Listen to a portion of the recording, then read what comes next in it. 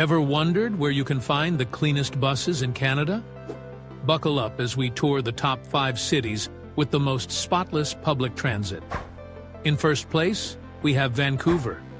TransLink's buses shine with sparkling interiors and pristine seats, thanks to frequent cleaning and strong public awareness. Calgary takes second spot, where even during rush hour, you'll find tidy floors and fresh-feeling rides. Toronto, despite its bustling system, keeps things impressively clean, with well-managed newer buses and active maintenance efforts. Ottawa's OC Transpo buses boast clean windows and neatly kept seats, proving that Canada's capital takes cleanliness seriously. Rounding out our top 5 is Edmonton, where less wear and tear and good upkeep ensure a comfortable journey. But wait, there's more. Montreal deserves an honorable mention for its recent upgrades and improved cleaning schedules. These cities prove that bus doesn't have to mean mess.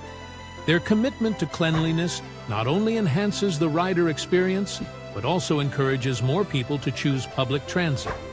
So next time you hop on a bus in these cities, take a moment to appreciate the squeaky clean surroundings. It's not just a ride, it's a refreshing journey through urban cleanliness.